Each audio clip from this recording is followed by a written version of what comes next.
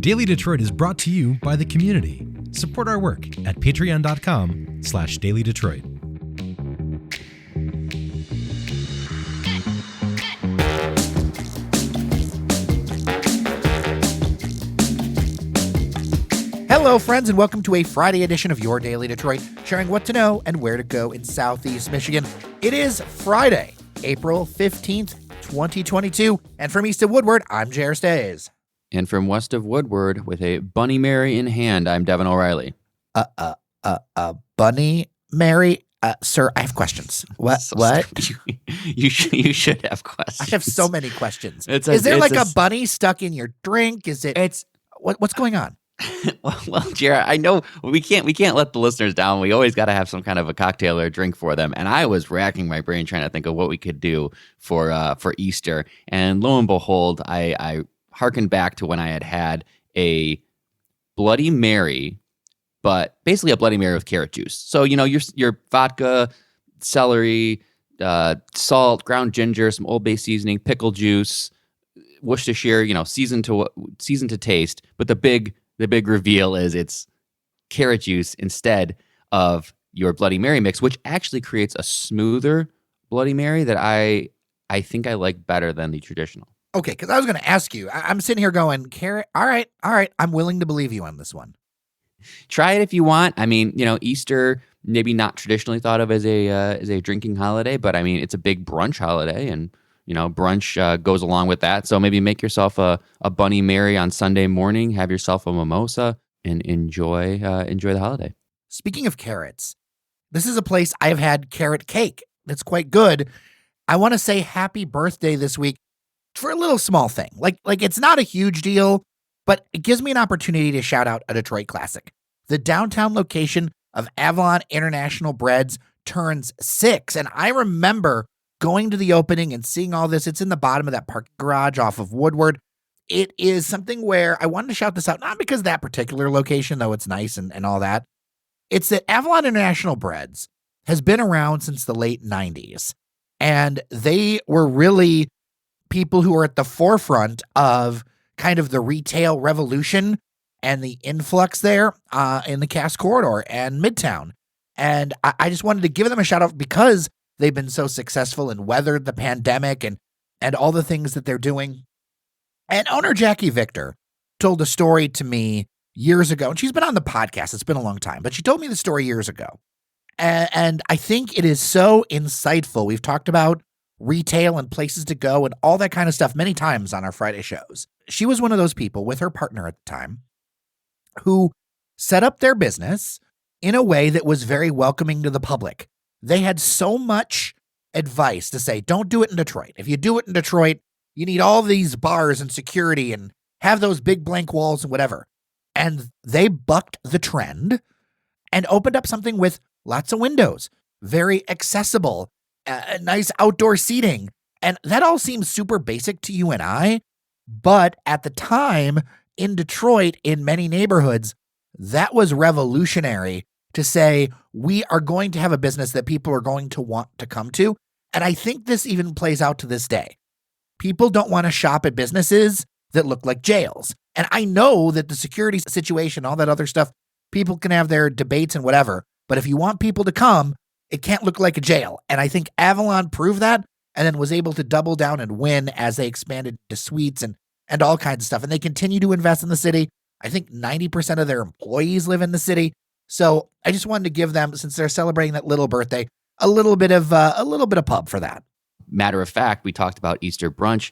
I've ordered, and later today I'm going to pick up a quiche from Avalon Bakery, which you can order ahead of time. You just need 24 hours. So if you're listening with time, you can order a quiche ahead, and you can get the vegetarian or the meat quiche. And I've had it before; it's delicious. So looking forward to that for Easter. You will have to pry those sea salt chocolate chip cookies out of my cold dead hands. Those are good. I love those things. I've loved them for years. Yes, that another staple of Avalon. I'll have to pick one up when I go pick up my quiche too.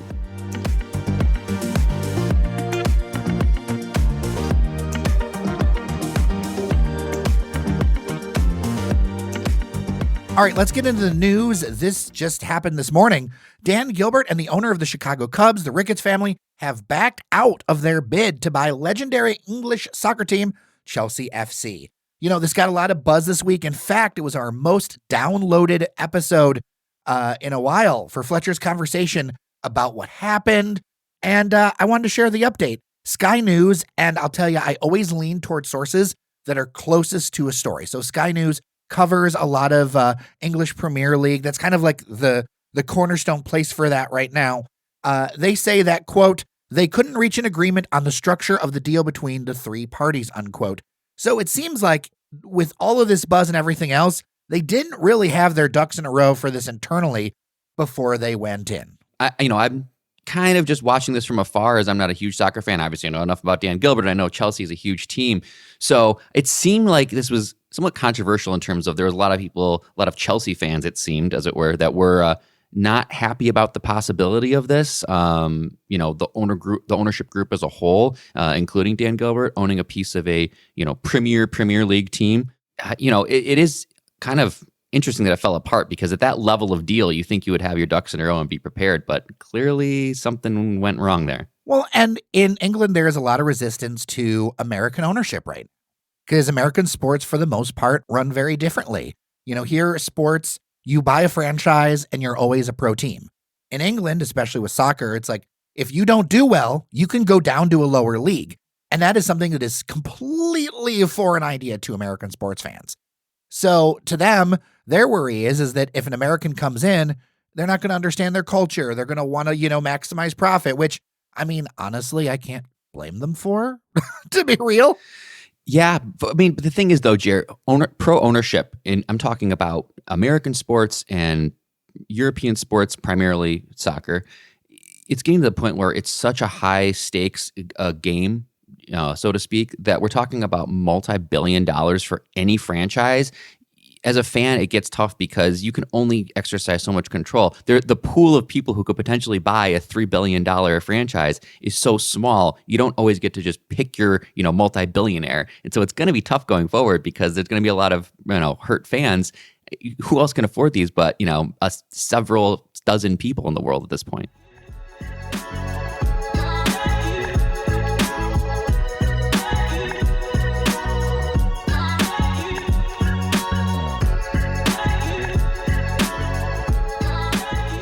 Cranes Detroit Business reports that the Hudsons project has a little bit of an update. This is something that I think to a lot of onlookers feels slow, even though there is progress. Like every time I go downtown, I see progress. I know you've noticed progress.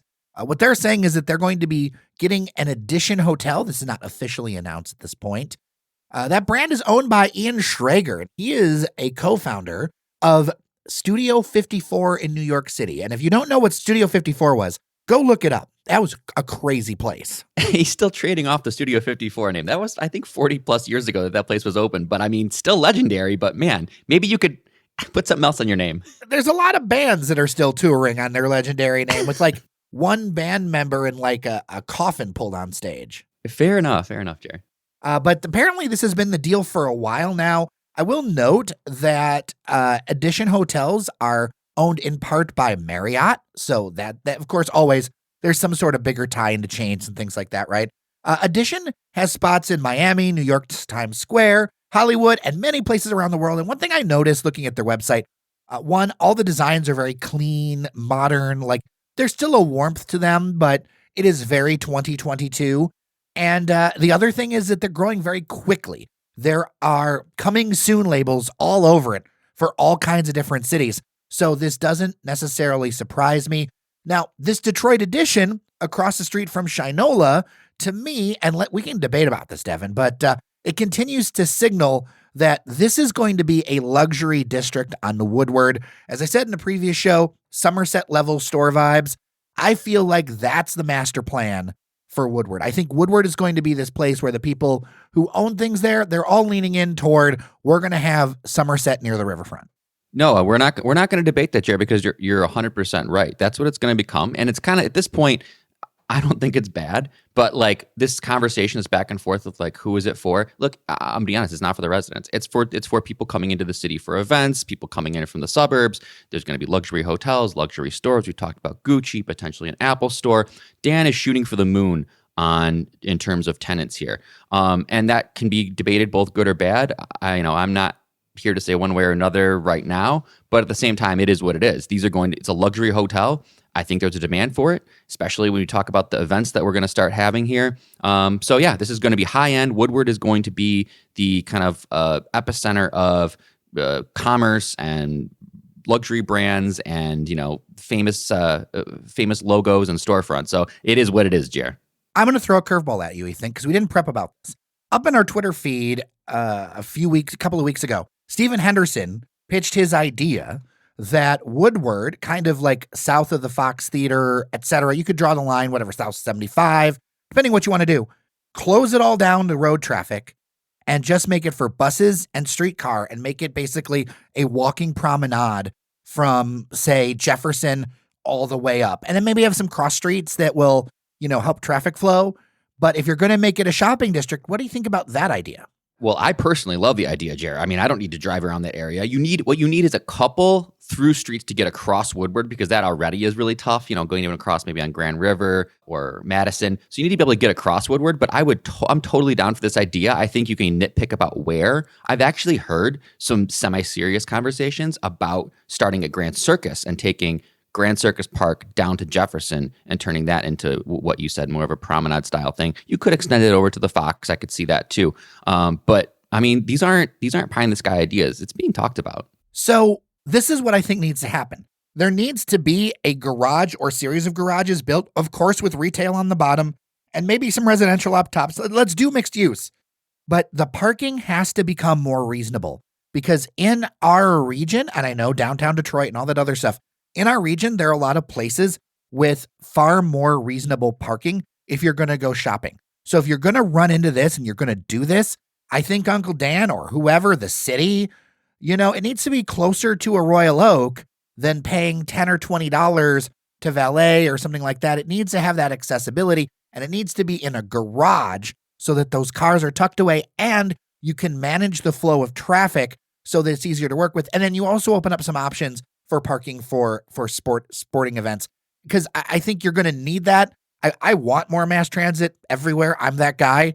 But I also understand that if you want that constant foot traffic, you've got to increase the amount of times that people go there. Like if you go to a Somerset, there's constant foot traffic. There are constant people there. That is not the case in downtown Detroit when it comes to shoppers. And so you need to create an easier on-ramp.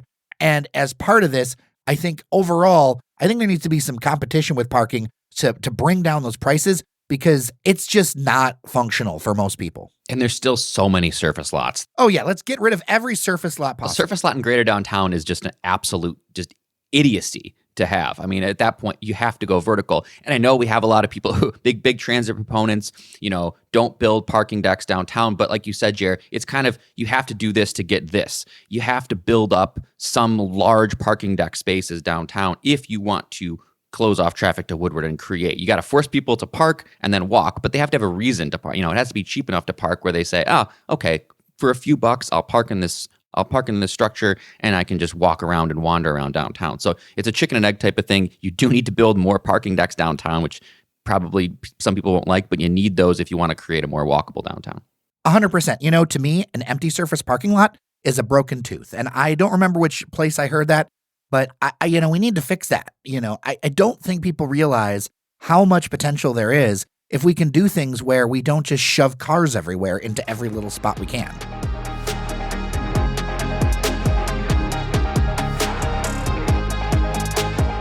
Speaking of cars, there is a new report from the National Transportation Research nonprofit TRIP that the true cost of Michigan's crumbling roads is very high. In fact, they cost the average household $5,000 a year. They also mentioned that 1 in 10 Michigan bridges are structurally deficient. We've been talking about road repairs, road issues. It is going to be a political hot potato in the upcoming election. But this report says that it's fallen so far behind that it will be very difficult for the state to catch up, which is kind of news that you and I think, already knew. I will add that Michigan pays the least per capita for our roads of any Great Lakes state.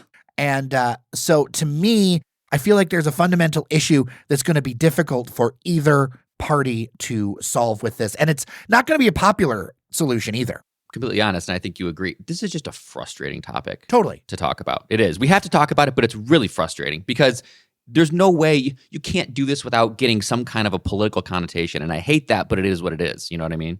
Oh, 100%. And the other issue is that the way to fix it is completely unpopular, but it's the only way to do it because, there's been audits. There's been things looked at. We're dealing with higher inflation of labor, steel, concrete. At the end of the day, though, we still pay so little per person, and then the state isn't really growing in people, and then we keep adding more roads. This is a math problem, and partisans don't like it when I say this, but I don't think the Democrats or the Republicans have the political ability to fix this problem, and it's frustrating because we do need to address it. Exactly. We can't figure out a solution. And I mean, can we agree to some baseline facts? Like you said, Jer, I don't care who you are, you have to accept the fact that as a state, we invest so little in our roads. That's a fact. So if you complain about the roads, you have to understand we are not paying as much for them as other states. Right. It seems like a lot of money to us, but it's not enough to do the job. Let's start there. We're being real cheap with our road funding. You cannot argue that. Okay. So that's just a basic fact. Then you look at the situation where we're basically chasing our tail, Jerry. And this is where kind of, whatever side of the aisle you're on, you'll kind of point to something. We drive around. There's construction going on everywhere. Roads are constantly being repaired and fixed. So if maybe you're someone in support of, current governor or a Democrat, you could point to all these roads that are getting fixed, and you're not wrong. There's miles and miles of road that is getting repaired and fixed right now. But if you're on the other side of the aisle, there is miles and miles of just destroyed, crumbling road that you can point to and say, see, the roads aren't fixed. I don't know what the term is, Jared, but it's mind-boggling because both things can be right. We are fixing miles of road at any given time, and also miles of road are crumbling. That is the hardest thing, is that two things can be true at the same time. Yes. And I think that's so crucial about this. That's why when someone says, oh, it's a Democrat, I just ignore. Like, I literally ignore the comment. Or if it's a Republican, I ignore the comment because that isn't looking at the issues itself. Now, what about some alternatives? Like, to me, I think about, what if we allowed for counties to raise dollars for themselves if they want to decide they want to do it? And then if a county wants to allocate more money towards things like transit to lessen the load on those roads so that it's in areas that are appropriate. Because when we talk about transit online, people are like, well, blah, blah, blah. I'm like, I'm not talking about Oscoda, right? I think there needs to be functional things where if Wayne County or Oakland County or Washtenaw County wants to do something and allocate dollars and raise their own dollars, I think they should be able and allowed to do that. Jared, you've got my vote for that because unfortunately, given the hyper-partisan and hyper-localized way that we seem to be in the current sense, and everybody is just about their region or their county, you're right, because people in Oscoda are, their road situation is different than ours, and we need to address that differently. And if you want to raise money at a county level to fix your roads, that's fine. And if Wayne County or Oakland County decide they want to do it on a different scale and on a different level, I think they should be able to decide that. So actually, Jared, that's a very good suggestion.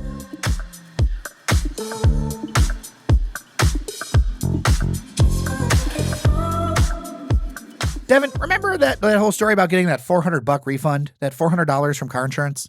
I do, yes. Well, apparently 2/3 of people have not gotten it yet.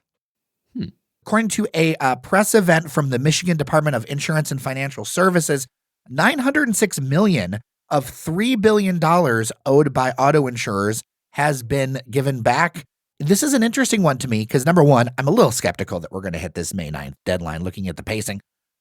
Number two, I know people and I have seen reports where their insurance company has decided to try and apply it as a credit to future service or future insurance. Now, to be clear, and I want to share this with listeners, I checked this with multiple sources.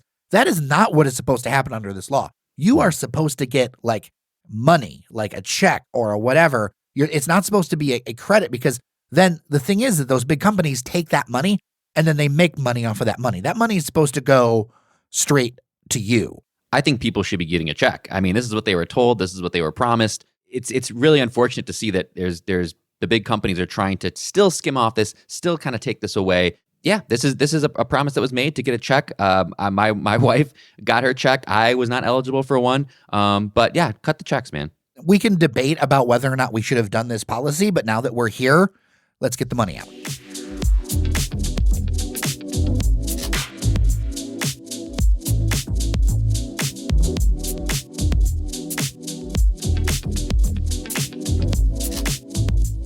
$10:30 at night, you were coming up the stairs. They were squeaking. Where have you been? 10:30. Oh God, Jared, heaven forbid I wouldn't be out that late these days. No, so I actually ventured out into the northern suburbs. So hey, Oakland County said what's up to them on this past week and went to a new spot, Mezcal, in Ferndale, which spoke to me, Jared, because we talked about it a couple weeks ago in opening. I hope listeners know, if you listen to the show, I'm a fan of Mezcal. Not always easy to procure or drink out and about. So this new place called Mezcal opened, and it was really good. So to its name, obviously, they have a really good Mezcal program where you can get different levels of Mezcal flights, which I would recommend because Mezcal, almost you treat it like a whiskey. You really have to find what you like in terms of taste. So I got a Mezcal flight. They still have a great program of your classic Mexican food, tacos, fajitas, burritos, street tacos, different dips. So all that in a very good format, kind of a nice little cozy space with a bar. I wasn't sure what was there before because I'm not a Ferndale aficionado, but nice little cool space there, right on 9 Mile. Considering this episode and last episode, with the amount of flights you've clearly taken, someone needs to get you some pilot wings. I know. There should be some frequent flyer miles in my account somewhere. I can tell you what it was. It was Torino. Oh, okay. I had the best carrots I've ever had there. I know that sounds hilarious, but I was doing a happy hour with a friend at Torino some years ago. It's a really neat little corner space in these modern lofts, like a block off of the Woodward 9 Mile, like nexus there. And yeah, I mean, I love places like this. I like places that kind of embed into stuff. I have not been, but on your recommendation, I definitely will need to go. Yeah, please go try the Mezcal. That's what it's named for. They do a great job with it. So yeah, Ferndale. I mean, I'll always give them credit. They're what every commercial district should be. Now, I also saw something that you were in a spot that I have wanted to check out. But I mean, it's been on my radar, but it's not really for me per se. So I haven't had the chance. It's not too far from the studio, maybe a mile, something like that. It's called Bass Blue. It's adjacent to the old Inn on Ferry Street. I love me an old house. I went and looked at pictures online. Tell me about what this is. Cause I saw things about it. I saw people post about it. I do know that it's a spot designed for women and, I'm not. So I was waiting for an invite or someone to go with or whatever, and no one's taken. No, I could not find a woman to take you to. I think Boz Blue is what I've heard it said. Okay, I know, with our Michigan accents, we put a on well, the. Well, if we're gonna do complete Michigander, it's Boz Blues. Exactly, Boz Blues. No, but it's called Boz Blue. It was started by Nancy Tellem. Was one of the founders. So Nancy Tellem is the wife of Arn Tellem, who's the vice chairman of the Detroit Pistons.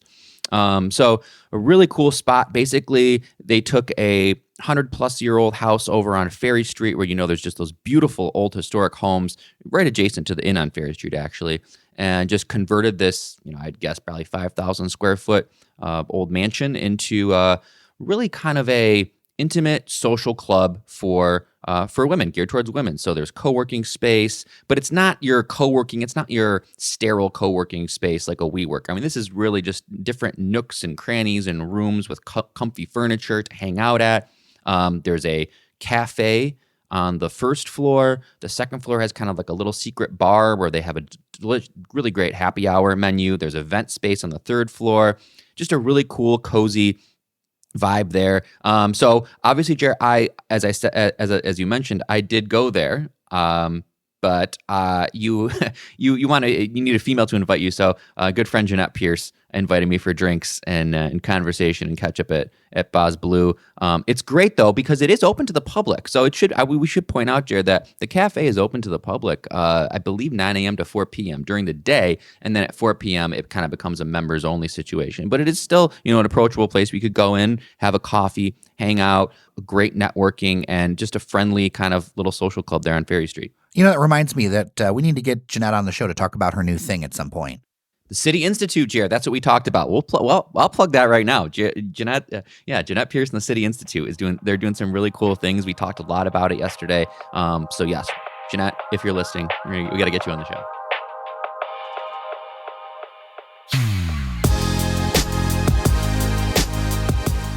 A little bit of housekeeping before I give some thanks to the team.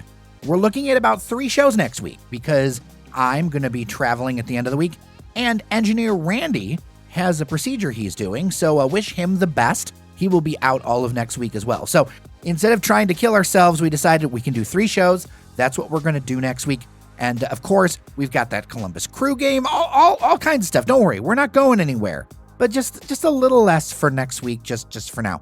All right, thank you to Cheyenne Nocerini, Randy Walker, Fletcher Sharp, and of course, Devin O'Reilly. I'm thankful for you. I appreciate you. Thankful for you, Jer, and always great to talk to you. With that, I'm Jer Stays. And I'm Devin O'Reilly. Have a wonderful weekend. Remember that you are somebody, and we'll see you around Detroit.